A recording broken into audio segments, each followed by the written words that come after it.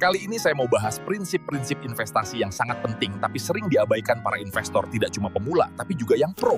Prinsip-prinsip ini layaknya hukum alam yang berlaku untuk semua jenis investasi, entah itu emas, deposito, saham, reksadana, properti, dan lain sebagainya. Sebelum berinvestasi, mari kita pahami dulu beberapa fakta menarik sebagai pedoman. Yang pertama, semua investasi mengandung risiko.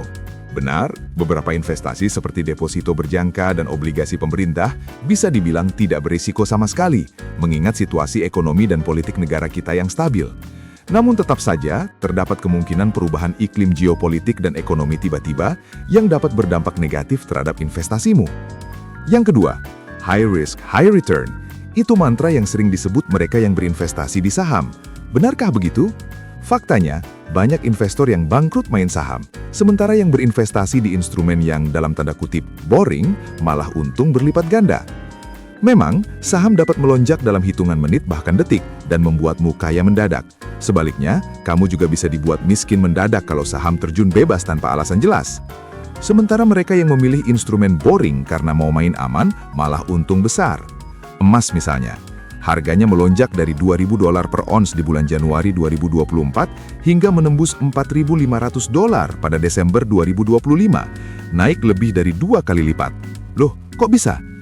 Ceritanya gara-gara Rusia menyerang Ukraina tahun 2022, pasokan komoditas terancam, maka naiklah harga emas. Jadi high risk tidak selalu high return.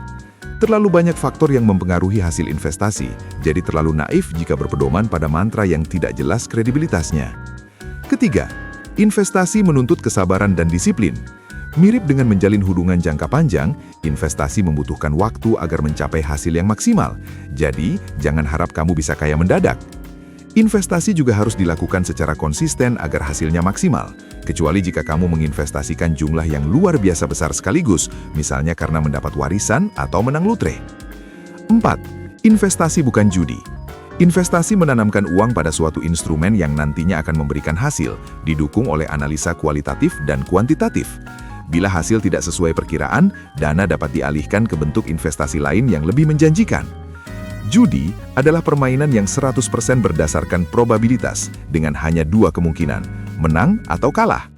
Kalah berarti uangmu lenyap. Dalam judi, tidak ada kesempatan kedua. Mirip prinsip mantan saya kalau menghadapi pacar yang selingkuh. Terakhir, day trading bukan investasi. Jual beli saham dalam hitungan menit bahkan detik bukan investasi, melainkan sama saja dengan, pedagang mobil bekas kali ya, beli pagi jual sore. Day trading memanfaatkan permintaan dan penawaran saham secara real time, bukan kinerjanya. Karena permintaan dan penawaran dipengaruhi berbagai faktor domestik dan global yang sering tidak berkaitan satu sama lain, day trading tidak hanya dapat menjadikanmu kaya mendadak, tapi juga jatuh miskin dalam sekejap, atau auto miskin kata kaum Gen Z sekarang.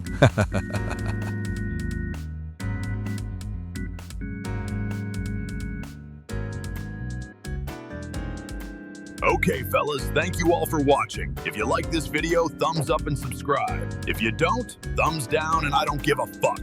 Comments, criticism, complaints, suggestions, hate speech, malicious intent, and the likes are very welcome. Use the comments section below. See you on the next video. John, the Antichrist Investor, signing off. Bye-bye, bitches! Ha ha ha!